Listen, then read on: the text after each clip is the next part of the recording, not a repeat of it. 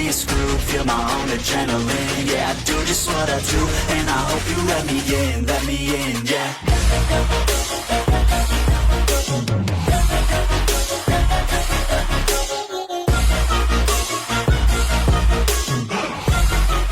Hello and welcome back, fellow anime lovers, to Cypherfics.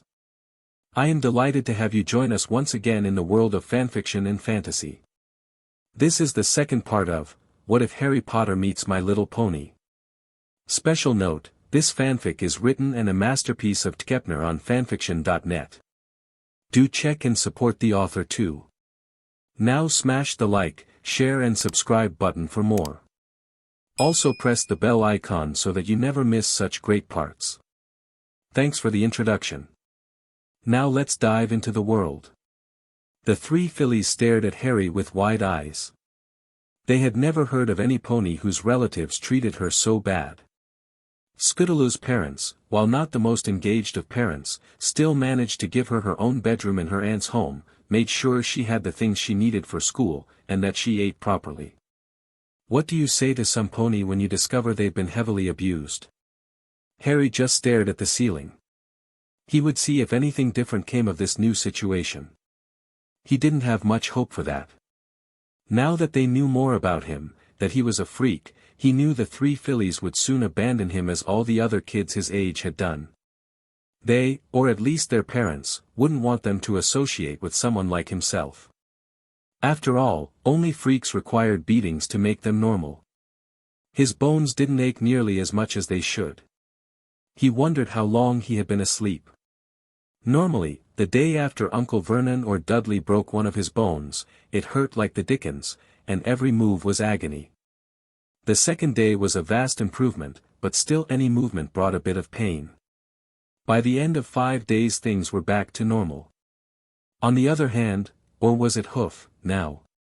He had never had a cast before to hold his broken bones together. That had to make a difference. In the meantime, he started to itch. Not all over, of course, just in those places where it would be impossible to scratch due to his restraints.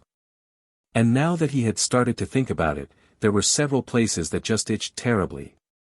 Scootaloo jumped up onto the bed and began examining the various ropes and pulleys dangling over his bed.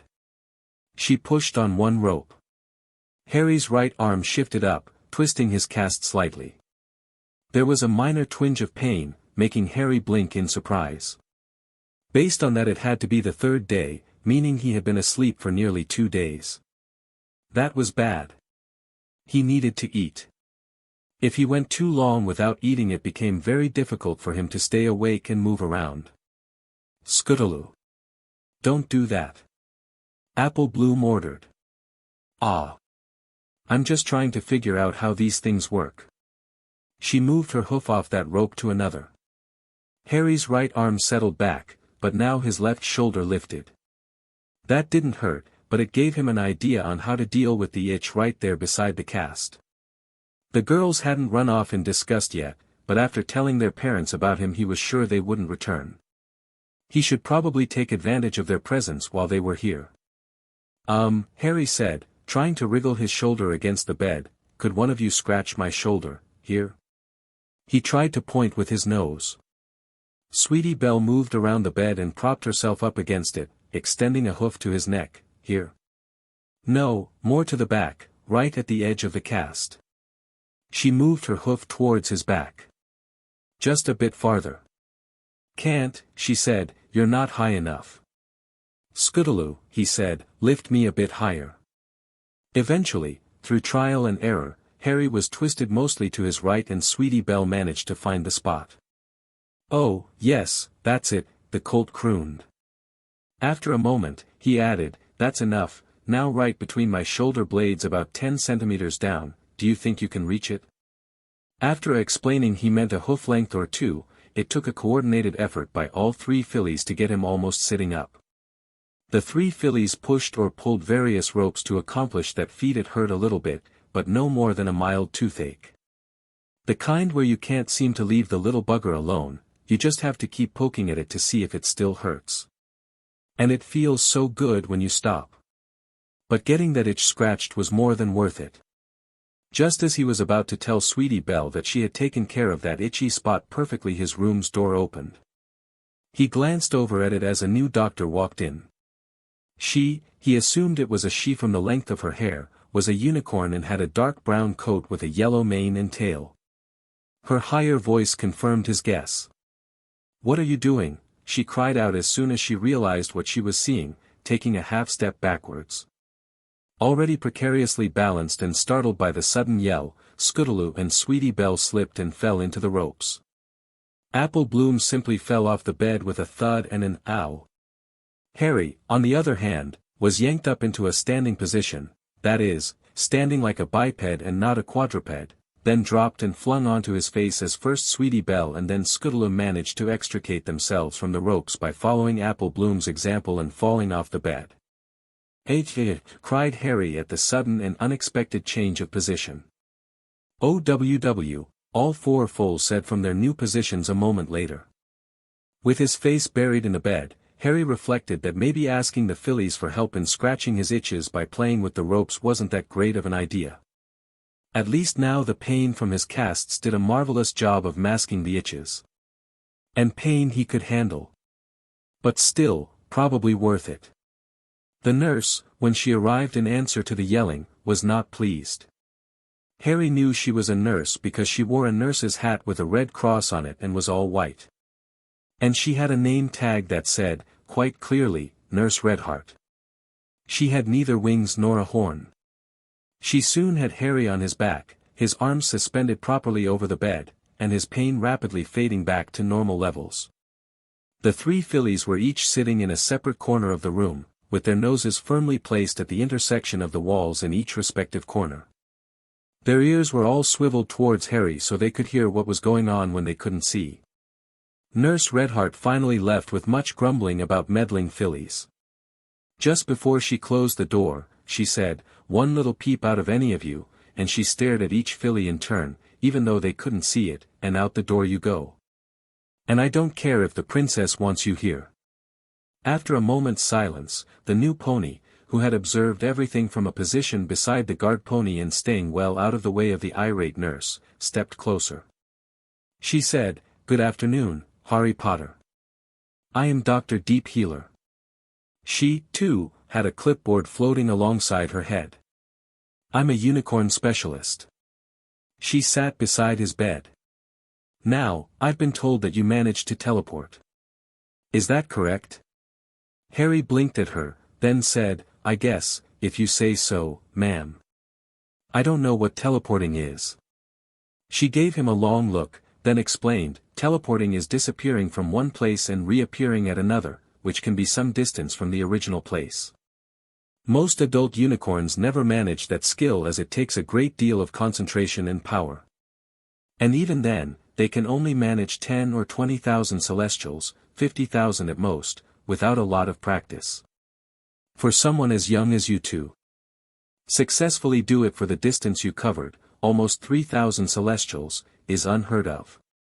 She gave a brief smile. "That's why I was called in. To determine the extent of your magic abilities."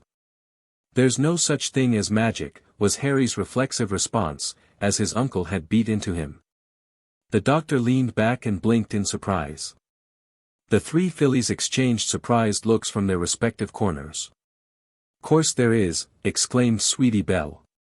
"Yeah," added Apple Bloom, "we all have magic. Scoots to fly, and me to the earth." As soon as Harry had said that, though, his eyes turned to the clipboard and feathery pen floating beside the doctor's head. His uncle and aunt had always insisted there was no such thing as magic, even going so far as to turn off the telly anytime there was a show that had magic in it or just mentioned the word. And Harry could still hear his uncle's voice as he declaimed, "All magicians are frauds who fool people with smoke and mirrors." Now, watching that clipboard hang in the air as if it were resting on a table, he had to wonder.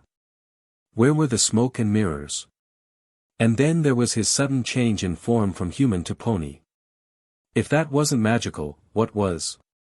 On the other hand, he had read magazine articles in the library that explained how scientists were trying to determine if things such as telepathy and other so-called mind arts existed. The evidence was contradictory and almost never could be done a second time by someone else in a scientifically controlled experiment. But that it happened in the first place meant things were not as black and white as some people believed. And then there was the famous quote from the science fiction author Arthur C. Clarke, "Any sufficiently advanced technology is indistinguishable from magic." Perhaps that was what magic was, a highly advanced technology that the ignorant lumped together under the misleading label of magic. At least that's what my uncle and aunt always said, he added softly. The doctor was obviously rethinking her approach as she pursed her lips and hummed. Has it ever happened that when you wanted something really badly, like candy or a cookie, it just seemed to fly to your hooves? He slowly shook his head. His uncle and aunt would have severely punished him if they had ever seen something like that happen.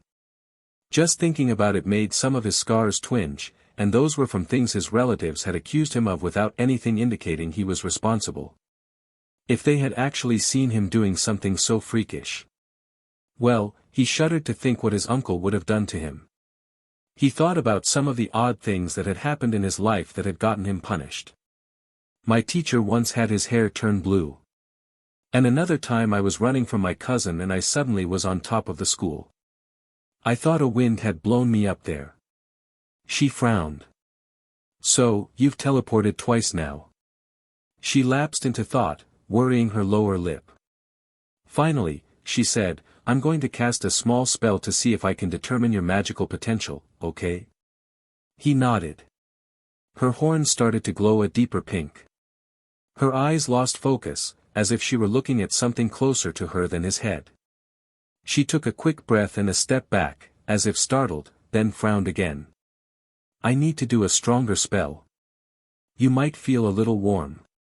The glow on her horn intensified and, indeed, he felt a warm heat suffuse his body. It was sort of relaxing, actually. The doctor squinted, then sighed. She shook her head. I'll need to consult with some of my associates in Canterlot before I can say more. In the meantime, please take it easy and relax and recover from your injuries. She smiled at him and stood. Your meal should be here in a moment. True to her word, no sooner had she walked out the door than Nurse Redheart brought in a push cart with a bowl and 3 plates on it. Hello, again, Harry Potter, she said in a kindly voice. She gave a stern look at the 3 fillies, each of whom quickly returned to examining their respective corner intently. He nodded in acknowledgement, offering an accompanying and meek, hello, ma'am. Okay, you 3 troublemakers, these plates for you 3. You can stay as long as you behave, she said. Shamefacedly, the 3 fillies turned around. Yes, Nurse Redheart, they said. It was an accident, said Scootaloo. We were just trying to help Harry scratch his itches, said Sweetie Belle apologetically. I'm sorry, said Apple Bloom sorrowfully. After staring at the 3 sternly, the nurse's expression slowly changed to a smile and she pointed with her nose at 3 plates to one side of the cart. They appeared to be salads of some sort. One at a time a soft pale green glow surrounded each plate and brought them over to the girls. Harry noticed the same pale green glow around Sweetie Belle's horn. The little filly had her face scrunched up in concentration and her tongue stuck out the side of her mouth. Scootaloo somehow grabbed her plate between her hooves as it hovered in front of her and started munching away at the greens piled on the plate. Apple Bloom soon followed her example. And then Sweetie Belle served herself. There were no utensils, they just stuffed their muzzles into the greens and started eating. Meanwhile, the nurse was positioning herself beside Harry. She smiled at him. We're going to start you with vegetable soup. Then she took a spoon with a long handle on it in her mouth and scooped up some soup from the bowl on the cart. She swung it over to him and waited a moment. It was clear that because he couldn't feed himself, she was going to do it for him. Sighing, he opened his mouth and let her do her job. It was a light vegetable soup that was more broth than substance, but it was just what he needed. And it was surprisingly flavorful. In fact, he couldn't remember ever having a soup with as many flavors as this one seemed to have. He was surprised at how quickly things went as he finished off the bowl in what felt like record time. He would have licked the bowl if she had held it up for him. Thank you, he said gratefully, that was very good. Good, she said. That should have filled you up nicely. He looked at the empty bowl, then back at her. Somewhat hesitantly, and in a small voice, he said, could I have a little more? She stared at him, surprised. Really? He nodded hesitantly. He was a bit surprised she hadn't yelled at him for criticizing how much she had fed him by daring to ask for more. She frowned, then said, well, we'll wait half an hour and if you're still hungry, I'll bring you a bit more. He nodded. That was how she planned to handle it. Keep him happy by promising more knowing she wouldn't be back. She probably thought he would only realize she wasn't going to be bringing him more when bedtime arrived. Well, at least they had actually given him one decent meal. Sweetie Belle had already put the fillies' plates back on the cart, so soon it was just him, the 3 girls, and the guard. With a full stomach, and his bad days before, Harry realized he was still quite tired. However, there were a few questions he had. Harry looked at Sweetie Belle. How did you do that? Make the plates float, I mean. What? She frowned. Well, I just. And that turned into an odd discussion which boiled down to, I don't know, I just do it. About the only useful information he got was when she said, I tell the magic what I want to do and then push it out from my horn. Ah. That was disappointing. He didn't have a horn. He also didn't have wings, he certainly would have noticed them when the doctor was doing his examination. That was when Sweetie Belle said, but you won't be able to do anything anyway. Harry rolled his eyes. He wanted to say something sarcastic about Captain Obvious, but held back. Sarcasm frequently led to beatings. Or tattling to teachers, which led to problems of a different kind. Those problems usually entailed a beating at the Dursleys for being a rude freak. Because the doctors put a ring on your horn to prevent you from using your magic. He stared at her incredulously. Horn, he said disbelievingly. I have a horn. The fillies exchanged puzzled looks. How could a unicorn not know they had a horn? Well, yeah, said Scootaloo, pointing at his forehead. Harry turned his eyes up and could just barely see a short piece of spiral-cut bone that moved left and right as he moved his head. If he could have moved his arms he would have reached up and felt for it. I have a horn, he said softly. Did that mean he could do magic, too?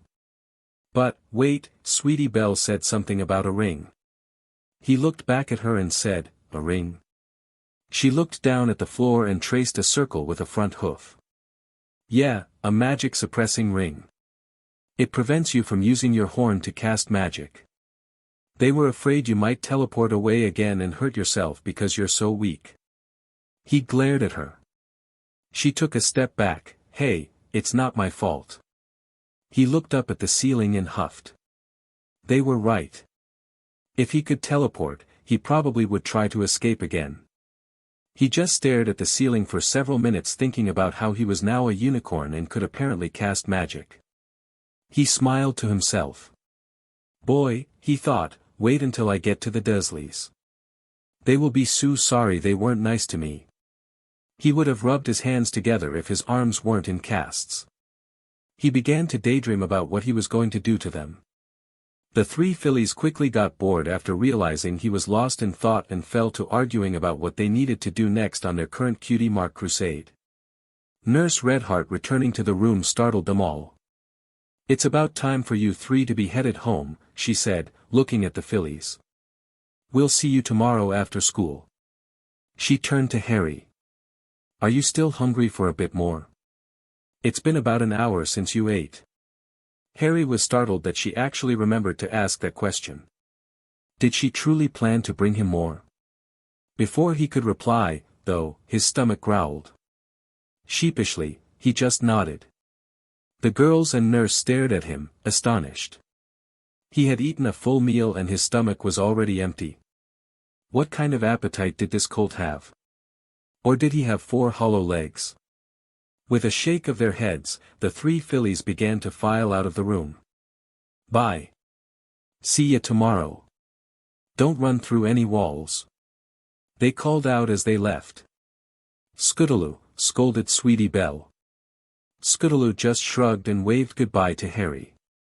Harry blinked at them for a moment. He couldn't exactly wave, now could he? Said, "Bye," and then stuck his tongue out at Scootaloo, who just laughed. After polishing off a second bowl of soup, Harry thanked Nurse Redheart again. Then he returned to staring at the ceiling, contemplating what had happened the last few days. For which he had been conscious for only a few hours. How he had gotten to this strange world he hadn't the slightest idea. Why he was a pony, he likewise had no idea. That the ponies who populated this world treated him better than the people back in Little Whinging was a fact. Well, he assumed that ponies populated this world. Perhaps there were other intelligent animals, who knew for sure. Anyway, he was getting far better treatment here than he had ever gotten in Little Whinging, so he wasn't about to start complaining about little things like becoming a pony or magic being real. And, it seemed, that the ponies were convinced he, himself, could do magic. In fact, thinking about what Dr. Deep Healer had said, she seemed convinced he had used magic back in Little Whinging. But how could he have done magic when apparently you needed a unicorn horn to do it? But Uncle Vernon had always said magic was fake. Here, clearly, it wasn't fake. And there, well, apparently, it wasn't a big wind that blew him up to the school's roof. He had teleported when trying to escape Dudley at school. And if he had teleported, which is called magic here, then magic was real there, too. He remembered Aunt Petunia, tired of seeing him come back from the barber's looking as though he hadn't been at all, had taken the kitchen scissors and cut his hair so short he was almost bald except for his bangs, which she left, to hide that horrible scar he was so proud of. And he had hated it. He knew the kids at school would laugh and make no end of fun at him. He would, again, be utterly humiliated. But the next morning, he had gotten up to find his hair exactly as it had been before Aunt Petunia had sheared it off. Magic was the only reasonable explanation, now that he thought about it. And then Aunt Petunia had been trying to force him into Dudley's old revolting brown sweater with orange puffball. The harder she tried to pull it over his head, the smaller it seemed to become, until finally it might have fitted a hand puppet, but certainly wouldn't fit Harry. Again, the only reasonable explanation was magic. And he couldn't forget how he never got sick, although Dudley seemed to catch every bug that came by. While that might just be luck, everyone he knew in primary school came down sick at least once a year, so probably not luck. And then there were the beatings. Bruises disappeared in a few hours. Cuts healed overnight. It had always puzzled him that whenever he saw someone with a broken arm or leg, that they had to wear a cast for weeks. He knew his so-called uncle had broken bones with some of his beatings, but Harry always recovered enough to be back at his chores in a couple of days. Days, not weeks. Was that what they meant when they said they would beat the freakishness out of him? Magic was what made him a freak. Magic that he had that they did not. They were punishing him because he could do things they could not. And that meant that all those things they blamed on him might truly have been his fault. If they had explained things, maybe he could have controlled it and prevented so much of it from happening. He could do magic and they could not, so he was a freak. He had a talent that they did not and therefore he was a freak. All these years, all that pain, both emotional and physical, was because they were afraid and jealous of him. He laid there, too stunned to know how to react. He wanted to scream, yell, throw things, kick the wall, and throw a tantrum that would put one of Dudley's to shame. But he couldn't move, the ropes and weights prevented him from doing anything physical. And if he screamed and kicked his legs in the air, and oh, how he wanted to scream and kick, that would only bring the nurses and then the doctors running. Not to mention startling the guard at the door. And they would want to know what was wrong and he would end up embarrassed and frustrated. And punished for disturbing everyone. He closed his eyes and ruthlessly pushed down his primal reactions. The only outward sign of his inner turmoil was the way his breath hissed in and out through his gritted teeth. It took a long time before he began to calm down. And that was only because he distracted himself with planning the retribution he would rain down upon the Dursleys and the other bullies in Little Whinging. Perhaps even burning the school down. He finally faded off to sleep debating the order of his victims and exacting his revenge. Harry's rumbling stomach woke him the next morning at the break of dawn, the normal time he woke so he could prepare breakfast for the thrice-damned Dursleys. Here in the hospital, though, it was the staff who prepared breakfast.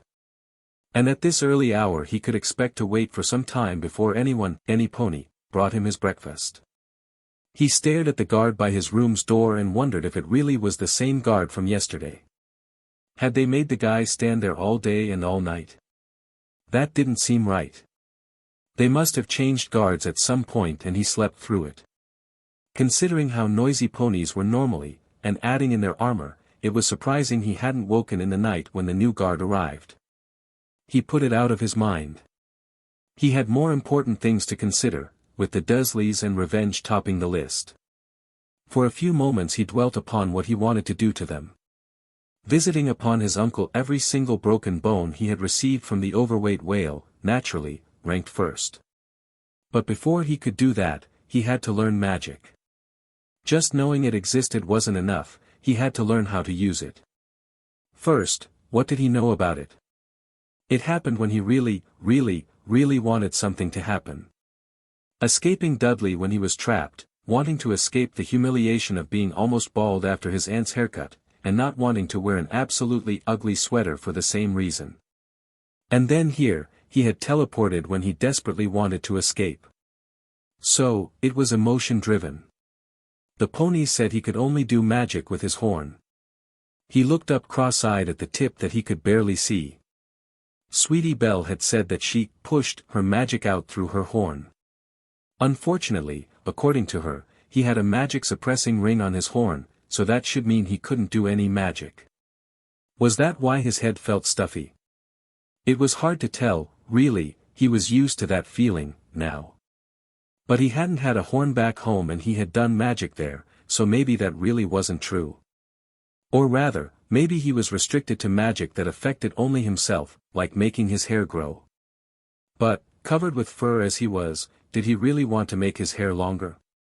And how would he tell anyway? It had taken all night back at the Dursleys, so it would probably take hours before he noticed anything. He needed to start with something simple. The lady doctor yesterday had said something about seeing his magic. Maybe he should try that first. But how? He stared at his hooves suspended over his head. Unlike horses and ponies he had seen pictures of in his old world, they were the same color as his fur, one a yellow-gold color and the other red. He squinted his eyes, staring at the red hoof and tried to see the magic in it. He tried making his eyes slightly out of focus. Then he looked over at the wall and tried using his peripheral vision to see his hoof.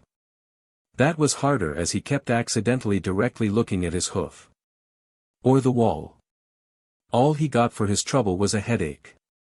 He closed his eyes, and just thought. What was magic? An invisible fluid? An invisible gas? No, those could be sealed out of a room making places where magic didn't work. It had to be something undetectable by any means, but was everywhere. And in amounts that made it easy to move and do things with the stuff that everyone could see. Then he had a brilliant idea.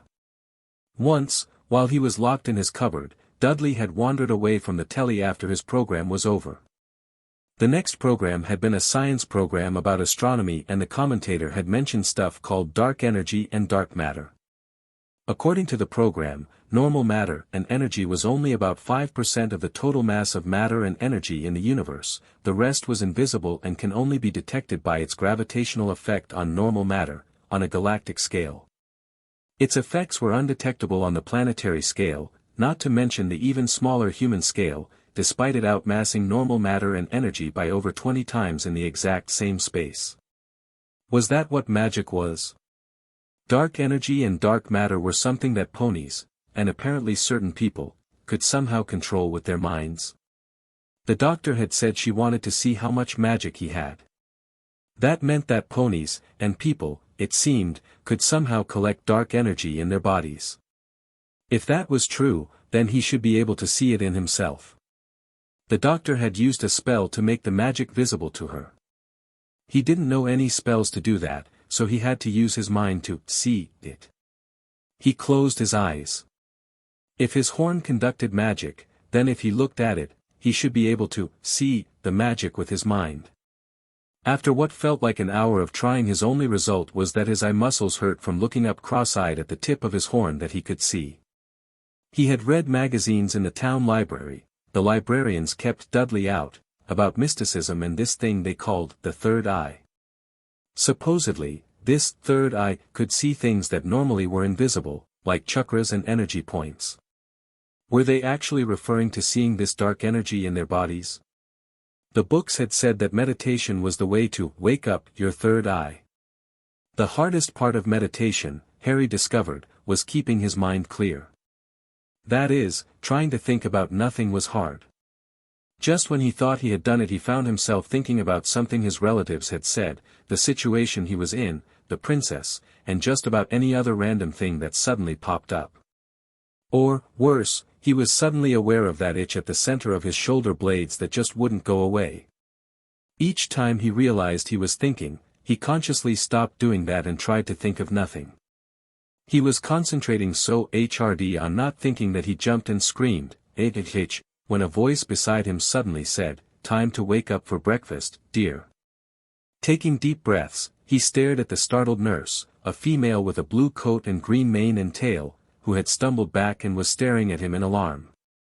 Like Nurse Redheart, she had neither wings nor a horn. He said unsteadily, "Geez, give a guy a little warning.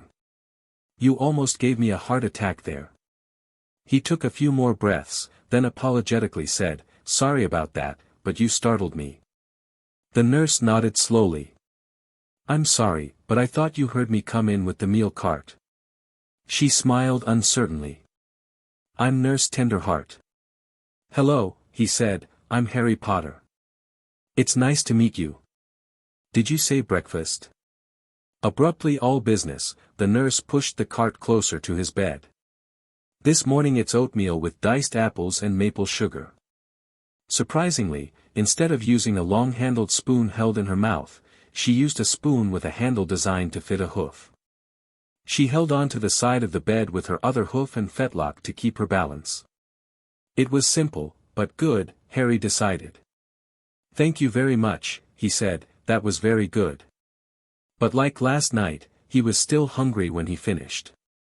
And like last night, in a small voice, he cautiously said, "I'm still hungry, can I have more?" And immediately regretted it. Nothing good could come of asking for more. That lesson he had learned well at the Dursleys. Last night had been a fluke, he had surprised them. Today everything would go back to normal.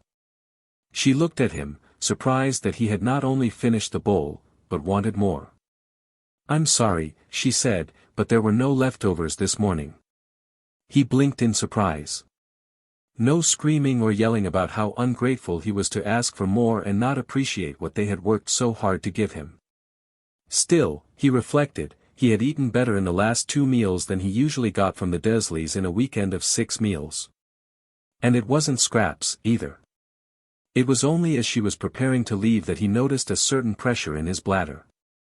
And what happened next, when he mentioned that, was the most embarrassing thing to ever happen to Harry.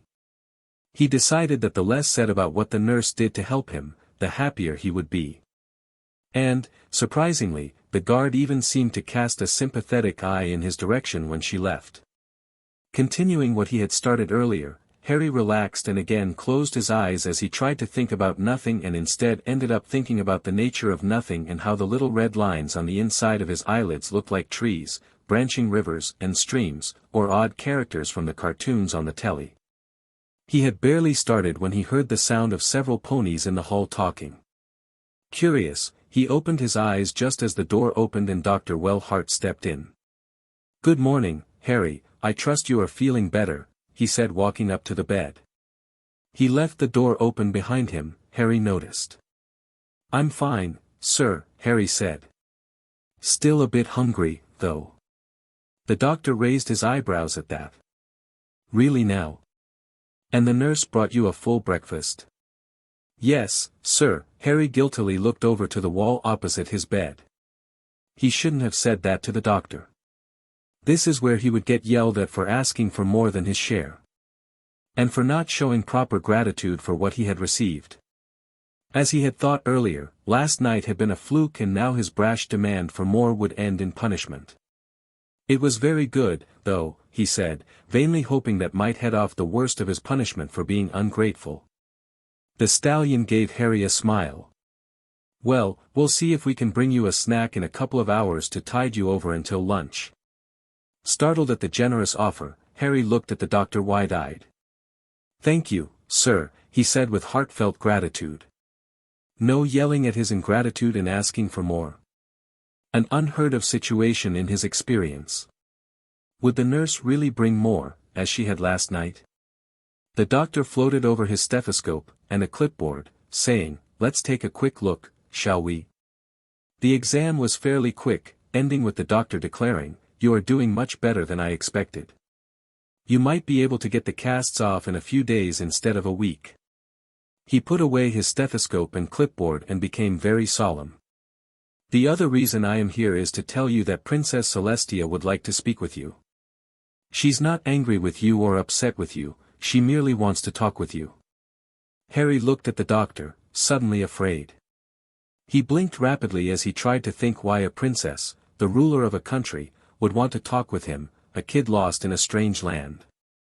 He wished that ring wasn't on his horn. He wanted the option to teleport away. It's all right, Harry, she just wants to understand what happened to you. Okay. He nodded fearfully. Okay. Dr. Wellhart turned and left the room. Once he was in the hall, he turned to the right and dipped his head. Your Highness, he's ready to see you. Harry gulped as he heard a kindly and polite, thank you, and then the huge pony, no, she had to be a horse considering she was so much bigger than the others, daintily walked into his room. The new doorway meant she didn't have to half-crawl to fit through it. Harry gulped again as he watched her. She was as big as he remembered. Now that he wasn't terrified out of his mind and trying to escape what he thought was certain death, he could see she was appealing. Her white coat seemed to shine, almost glow, even though the room was well lit. Her mane was a rainbow of yellows and reds given form and life, with dazzling stars embedded in it. It drifted around her head like a large cloud, changing shapes on an unfelt breeze. It was easily long enough to reach the floor below her head, with a lot left over. It moved almost as if it were alive. Then he noticed her tail. It was as long as her body. It, too, floated and drifted above the floor behind her. Just as with her mane, with its length it should have pooled around her hooves instead of drifting gracefully behind her in an invisible breeze. And there was the smell of a warm summer day around her. All this combined into making an imposing and appealing figure that was enormously intimidating at the same time. Fortunately, she exuded an aura of calm imbued with an attitude friendliness that slowed his frantically beating heart and helped calm him, although he still shivered a bit. As soon as she was in the room, she laid her barrel down on the floor with her hooves gathered beneath her. She still towered over him, but was at a comfortable distance. Or at least comfortable for him. The advantage for her was that she didn't have to duck her head to avoid the ceiling, she could hold her head up as was normal for a pony. The door behind her closed in a golden yellow glow. He noted her horn was the purest white he had ever seen, and that she had wings, something he hadn't noticed the previous day. Was she a unicorn and Pegasus hybrid? A unipeg? A pegacorn? A cornice? Good morning to you, Harry Potter, she said. Her voice, while deeper than those of the smaller ponies, was still definitely feminine in nature. Harry barely managed to squeak out a, hello, in reply. Have they been treating you well here? He nodded, afraid to try to say anything. I heard that you are still hungry. He shivered, but slowly nodded again. She smiled and turned her head to the guard. Please get me a tea and something appropriate for a hungry colt to eat and drink. The guard bowed and left the room. She turned back to Harry. Now then, my little colt, could you tell me about yourself? Harry was staring at closed door, surprised that she had ordered more food for him. Slowly he returned his gaze to her and then quickly looked back down at the blanket covering him. He could hear the smile in her voice as she said, "Perhaps it would help to start with your name and where you were born." Hadn't the other ponies already told her? He swallowed nervously, then said, "My name is Harry James Potter, but I prefer just Harry Potter. I was born on July 31st, 1980, in the early morning in Godric's Hollow, in the West Country." She tilted her head slightly, clearly not understanding. He continued, "That's in England." Still no sign of recognition, so he went on. "My father was a Potter and my mother was an Evans. They both died on Halloween night, 1981. My aunt says they were drunken wastrels who died in a car accident." He turned his eyes towards his right forehead. "That scar I got in the accident." He paused. "I don't believe that's how they died. I remember a man laughing and then a flash of green light lit up the room." He stared at the blanket. "What were your parents' names, dear?" Princess Celestia asked softly. Harry couldn't shrug his shoulders, so he looked out the window. "I don't know," he said softly, "Aunt Petunia refuses to talk about them, and Uncle Vernon." Harry shuddered. He looked back at the huge white horse just in time to see her tightened lips and slight narrowing of her eyes return to a relaxed and kindly sympathetic look. She had not liked what he had said. He quickly looked down at his blanket and shivered. Restrained by his casts as he was, he couldn't flee as he had tried before. "Go on," she softly coaxed him. Before he could say more, the door opened and a guard returned, followed by a nurse pushing a cart with a tea set on it, a glass of orange juice, and a plate with pancakes. Beside the pancakes was a small jar of something blue. As she wheeled the car to the bedside, he caught a whiff of blueberries. As the princess poured herself a cup of tea, using her magic to lift the teapot, she said to the nurse, "You may leave," interrupting the nurse as she picked up the knife to section the pancakes. The nurse bowed and quickly left. Harry watched, entranced, as the princess used her magic to wield the knife as she cut up the pancakes. "Do you like blueberry syrup on your pancakes?" Harry stared at the pancakes. He'd never had pancakes before. Dudley had always made sure to polish them off to prevent Harry from getting any. The blueberries he knew from late-night snacking and raiding the blueberry jam jar for a sandwich. "Yes, please," he said, swallowing the drool that had so quickly pooled in his mouth at the sight of his snack. For the next few minutes nothing was said as the Princess of Equestria used her magic to feed him while he blissed on the delicious tastes that filled his mouth. Blueberries at the Dursleys had never tasted this good. He sighed, his eyes closed, as the last bit of pancake melted in his mouth. Too bad there wasn't more, he could have demolished another stack of those wondrous fluffy pancakes. He looked up to see her eyes sparkling, a soft chuckle on her lips. "I do so love watching some pony enjoy their food." He looked down, embarrassed. "The food here tastes just so much better than I've ever had before," he half mumbled as an explanation. And his stomach had never felt so full in his life. She took a sip of her tea. "Now then, you were telling me your relatives never talked about your parents." Harry's good humor disappeared and he scowled. "My aunt told me that after Halloween, on November 2nd, when she went to get the milk and newspaper at the door, there I was in a basket with a letter saying her sister was dead and that I was their responsibility." Caught up in his story he almost missed the princess narrowing her eyes in displeasure. Scowling, Harry continued, "I never understood that. If the constables had found me, then one of them would have brought me over. And the constables never send a letter to tell a relative that a close relative is dead, they always go in person. I've seen that on the telly about Scotland Yard. And the same for the social services people. Who leaves a baby in a basket on a doorstep? That sounds more like something in a fairy tale, right? Or a badly written fantasy novel." He looked up at the princess and shivered. Horses and ponies here had huge eyes that were remarkably expressive, and, right now, he could see the glimmer of rage in hers. He shrank back into his bed and really wished he could hide under the bed, having learned he couldn't make it through the walls. She blinked a few times and the calming aura that had momentarily disappeared returned. And you've been living there ever since? At number 4 Privet Drive, Little Whinging, Surrey, England. She managed to say it without stumbling over the unfamiliar names. He nodded. Her expression went blank for several moments. Clearly she was thinking about what he had told her. They must have been very poor, and taking care of you must have been difficult for them. He looked up, frowning. Oh, no, they weren't poor. Uncle Vernon works at Grunning's Drills and is a sales manager. He gets a new car every year and they go on vacations a lot. And they live in a normal neighborhood with normal neighbors, as they like to say. He looked out the window. No freaks like me, he said almost too softly for her to hear. I see, she said slowly, nodding. Then why are you so skinny?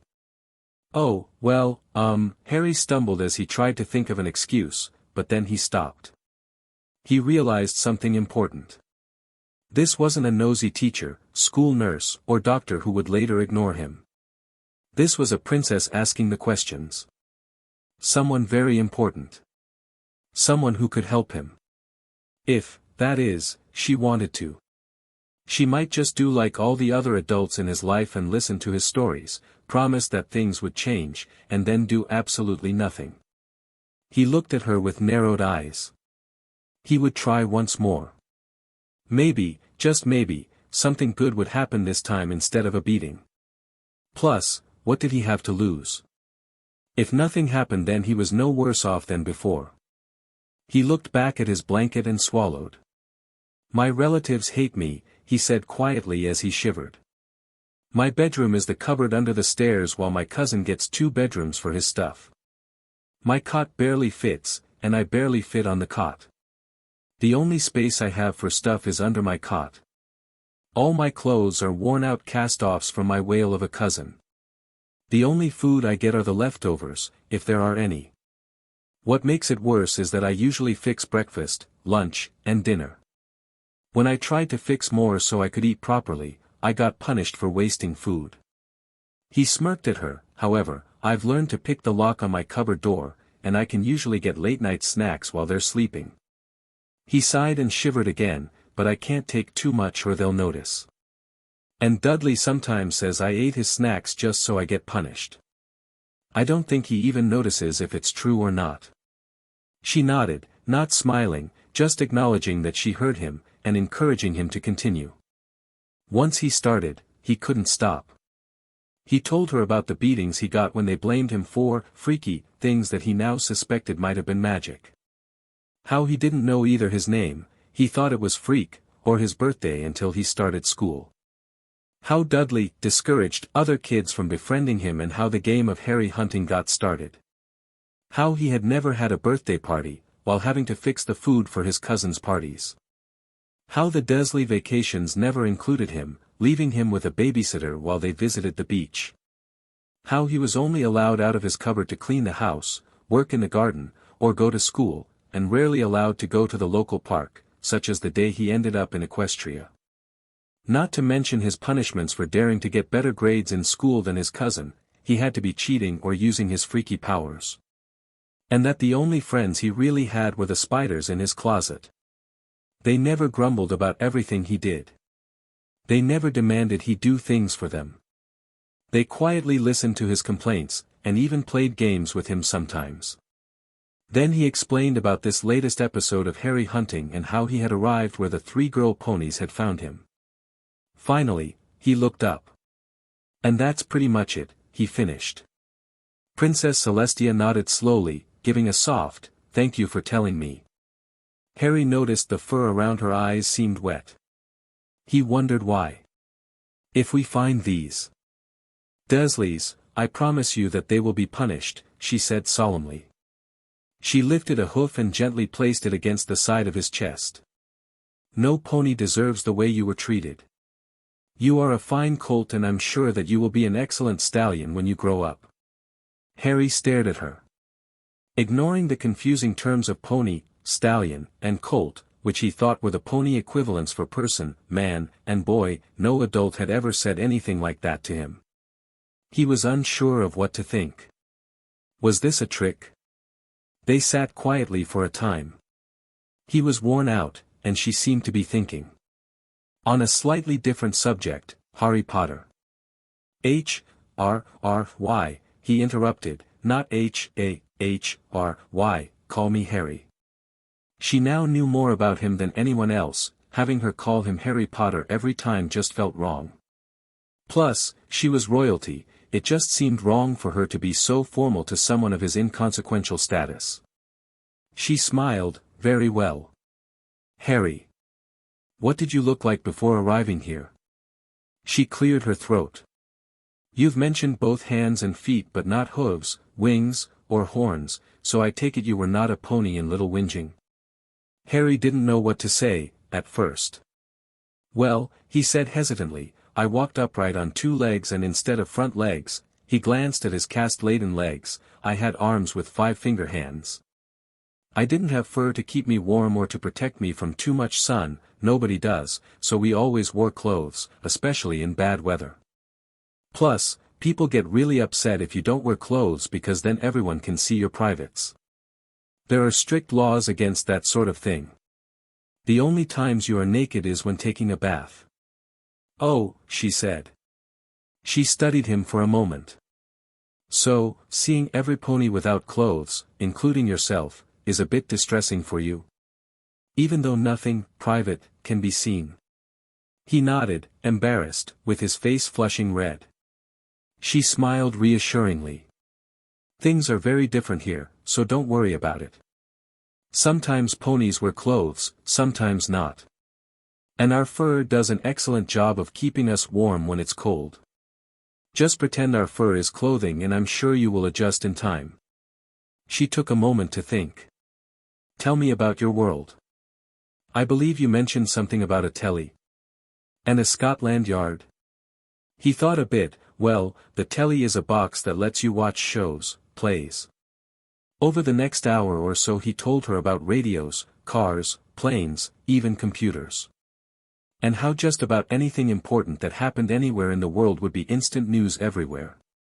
Finally, she looked over at the door and said, It's nearly time for lunch and I have other business to attend to in Ponyville.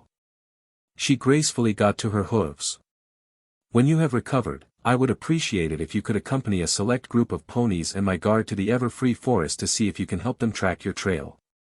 It is obvious that there is, or was, a portal between your world and ours.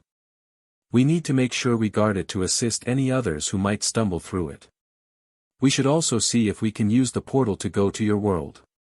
Your stories of what your people have accomplished there piqued my interest. She shook her head ruefully, instant worldwide communications. And you've even traveled to your world's moon. Luna will be fascinated. I will also be asking my faithful student to come speak with you about your magic and magic in general. If you are interested, she could teach you about magic in our world. He nodded. She smiled at him as she opened the door and left, closing the door behind her. He just laid in bed and thought about the revenge he wanted on the Dursleys. Lunch was oatmeal with diced apple chunks and cinnamon. And this time it was in a bowl almost twice as big as the previous one. Maybe, just maybe, things were going to be better now. After that filling lunch, he once again tried his hand at meditation and clearing his mind. He didn't make much progress because only a short time after lunch he had a new visitor. This time it was a purple unicorn pony with a purple mane split by a pinkish stripe, and her face sported a wide smile. Her eyes were also purple. With her, astonishingly, and riding on her back, was a purple reptile, with a green crest, that looked to be a little smaller than Harry. Hi, she said excitedly. I'm Twilight Sparkle, and this is my #1 assistant, Spike, she said proudly. She twisted her head slightly towards the lizard who was in the process of hopping down. He's a dragon, she added. Princess Celestia has asked me to come see you because of your unusual magic corona. Her smile grew wider. I'm an expert in magic and if any pony can figure you out, it's me. She stopped and studied him for a moment. "Oh, this is just so exciting," she exclaimed, doing a quick running-in-place dance. "Dr. Deep Healer said she couldn't get any kind of significant readings as your whole body seemed to glow with magic. No pony has ever had that." Her gaze seemed to lose focus as she continued, "Who knows what this will teach us about magic? Not to mention the tests I can run to see if this is an isolated case or if any pony can do it with the right training." She stared off out the window. "And she said you don't believe in magic. That you can't even do a basic levitation spell that most unicorn foals manage by their first birthday. And yet you managed to teleport from here to the Everfree." She was lifting and dropping her hooves in slow motion now. She actually shivered as she said, "I can't wait to see what I learn." Harry was getting rather creeped out by this new pony. The little lizard, standing by the guard and out of trampling dance range, sighed. "Chwee," he said loudly, "you're scaring him." "No, I'm not," she said reflexively, as she glared at her assistant. Then she looked over at Harry and took in how he was shrinking back under his blanket and staring at her with wide eyes. "Oh. Maybe I am." She looked away guiltily, then looked back and cleared her throat. She took a breath and stilled herself. "I'm sorry, I didn't mean to scare you. It's just that this is so exciting." She shivered again. "Chwee," said Spike warningly. She caught herself and looked down guiltily. "Right," she said, giving herself a shake. This time she smiled at him. "Well, before I can get to the magic, I need to understand how you got to Ponyville. I mean, nobody in Ponyville knows of a village that is only a few hours' walk from away. And none of the history or geography books in the library mention any town in the Everfree, just the ruins of Two Sisters Castle. And the Pegasi would have reported seeing a village as they flew high over the forest to gather clouds. So that's quite a mystery. Princess Celestia did mention a portal might be involved." She shivered in delight again, "so that's another new magic to study. Well, first, I think, I'd like you to tell me how you ended up on Sweet Apple Acres. That's where Apple Bloom and her friends found you, you know. And if you could give me as much detail as you could, I would appreciate it. Maybe something you will remember will help explain what happened." For the second time that day Harry told the story of how he had left the playground and wandered through the forest to the Sweet Apple Acres. Chwee, as Spike had called her, interrupted frequently with questions. The tale took twice as long as it had with the princess. The purple unicorn became very angry at his explanations of why he was staggering and what Harry hunting was. He noticed a violet glow coming from her eyes. Those insufferable horrors. How could any pony treat a foal like that? "If I ever get my hooves on them," she growled. It felt unreal to have someone actually getting angry on his behalf instead of angry at him. Especially this odd, quirky pony. "Chwee," interrupted the dragon. She blinked and the glow disappeared. "Sorry," she said contritely. "I didn't mean to get carried away." She smiled at him. "So, back to your story." "All right," Twilight Sparkle said when he had concluded his story. "I'll take a look at Sweet Apple Acres later today." She stopped trotting in place and stared at him. "Now we can take a look at your magic," she smiled broadly. First, a slightly more complicated scan than Dr. Deep Healer used. She frowned cutely and a violet glow appeared around her horn. After a brief moment he saw a similar glow slowly appear all over his body. He felt nothing, at first. Then a very faint warmth. Almost immediately both disappeared. She was staring at him with her eyes wide and a smile that seemed bigger than should be possible. "Just as Dr. Deep Healer said, there is an envelope of magic surrounding you. Oh, this is so exciting." She, once more, started trotting rapidly in place. The guard at the door turned slightly to move a bit farther away and give her more room. "Still trotting," she said, "let me try this." Her horn glowed again, only this time he felt a slight warmth on his hooves, the ones over his head. He looked up to see the violet glow slowly slide down from his hooves to the casts. When it was about even with his elbows, he felt something warm on his forehead, yet not really on his forehead. Looking up, he realized that the glow was working its way down his horn. She frowned as it reached his forehead, her trotting petering out to standing still, but didn't say anything and didn't stop her magic. Eventually, the purple glow reached his rear hooves, finished with them, and disappeared. For several minutes she simply stood there staring in his direction but obviously completely lost in thought. "Spike, take this down." Harry glanced at the little dragon. The beast was sitting comfortably, on the edge of Harry's bed, and had ink, feather, and paper at claw. "Ready," he said eagerly. Subject has a magic field superimposed on his body, extending barely beyond his surface skin, but it does not originate within him, nor does he power it. The field appears benign, stable, and does not react to magical stimuli. The field is, for the most part, inactive. No known spell can create such a field. No spell remnants are in the field, so tracing it that way is not possible. The field appears very old, possibly as old as the subject. Subject is unaware of the field. However, there is one point where the field shows enhanced thickness and does not reach the subject's skin surface. She paused and looked carefully at Harry's scar. There is a scar on the right side of his forehead, midway between his horn and his eyes, which looks like a stylized lightning bolt. The magic field appears to be isolating that scar from the rest of his body. Her horn lit up again, and this time a beam of purple shot from it to his forehead. A sharp pain stabbed into his head from the scar. He gasped and reflexively tried to slap his hand on the scar.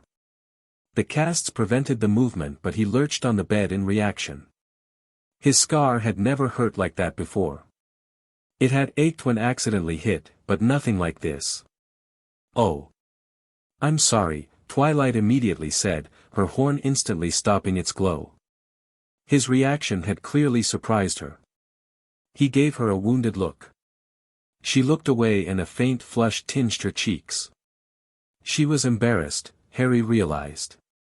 It really had been an accident. That shouldn't have happened. She spoke to her assistant. The scar on the subject's forehead appears to have a magical component. A cursory scan resulted in pain for the subject. The magic in the scar appears to be completely unrelated to the subject and the field encasing him.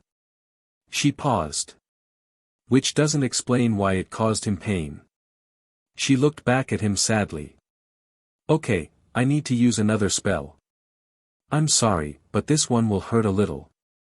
Please bear with me." Her horn glowed again, this time a darker shade of pink, almost red. And she was right. It hurt.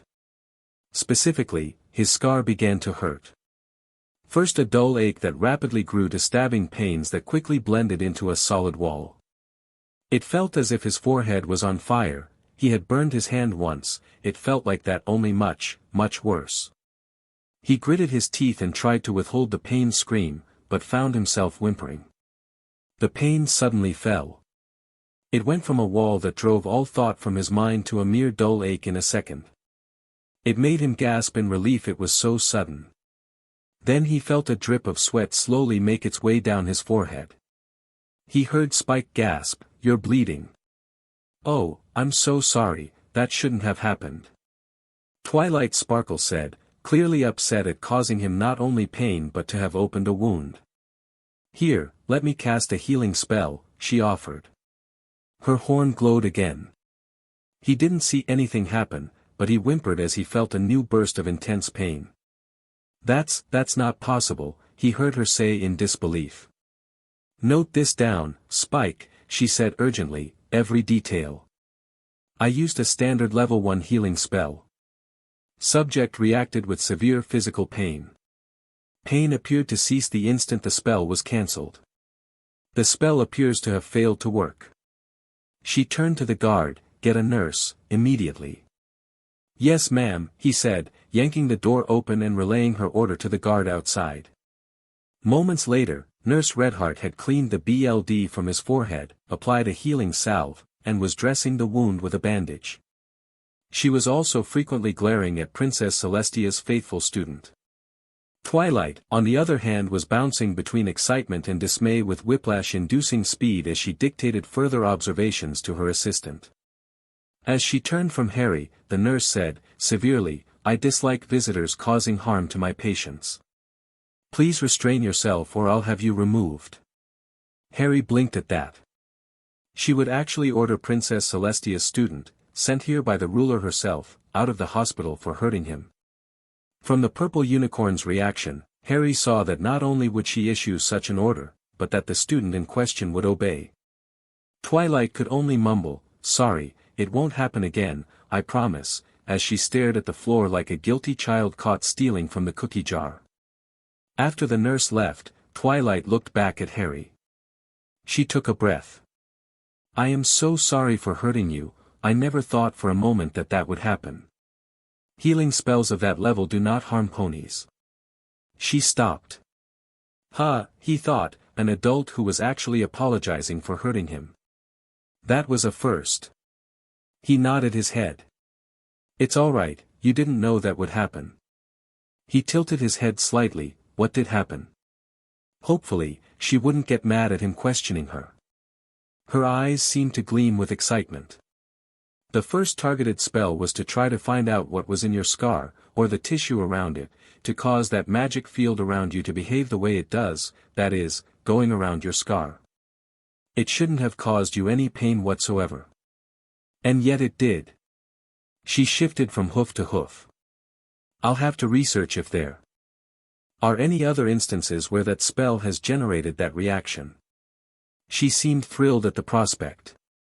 "There is some type of magic in your scar, was what that spell told me. As soon as you reacted, I stopped, so I didn't get any further information." She sighed sorrowfully. The second spell was a bit more specific. "It should have told me what kind of magic is in the scar. It usually is harmless, but in some instances has been known to cause pain, but only with specific types of magic. That it hurt you enough to bleed was amazing." She was again trotting in place. "The scar on your forehead appears to be the remnants of a spell gone wrong and is leeching some of your magic away from you." She paused to think for a minute. "Perhaps that is why you have shown so few instances of magical levitation that should be a daily occurrence in a unicorn such as yourself. Not that you don't have enough magic, but that the spell remnant is interfering with your abilities. I'll have to do more research on spells that interfere with a unicorn's natural magic." She looked giddy at the prospect.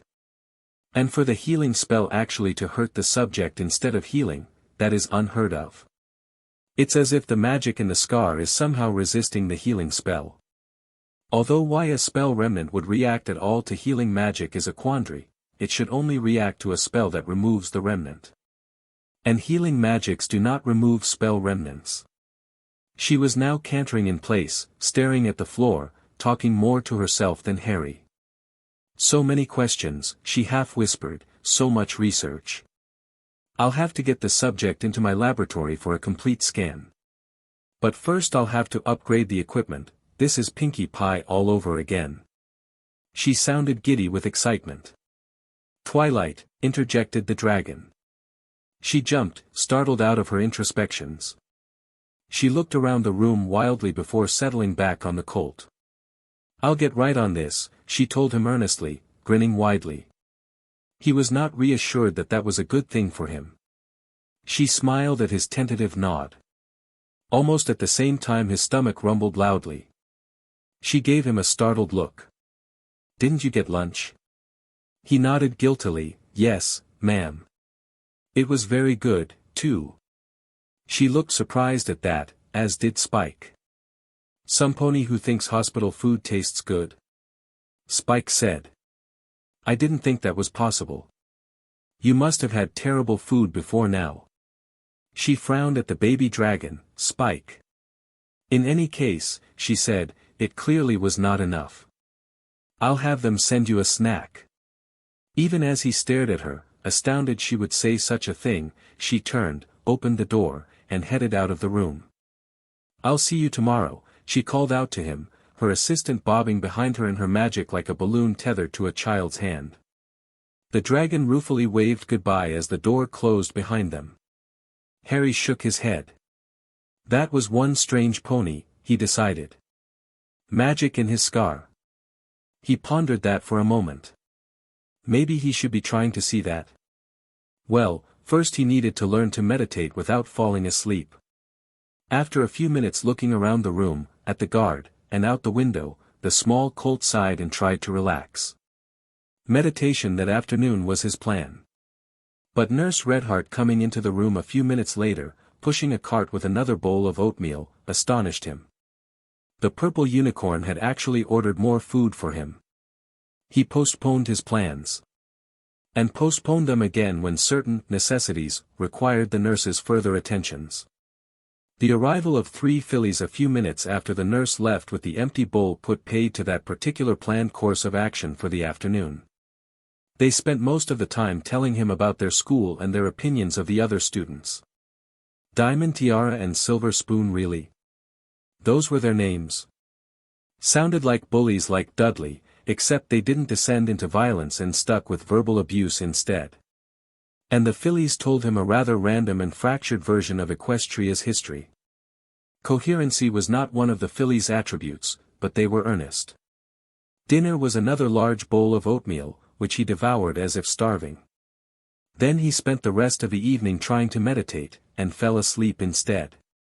There was just something about having a full stomach and no pains that made that result almost unavoidable. So alright folks, that's all for today. Stay tuned for part 3. Do subscribe, like and share for more such videos. Also check out the story and author tkepner on fanfiction.net. Press the bell icon to be notified first on release. See you in the next video. Till then, goodbye.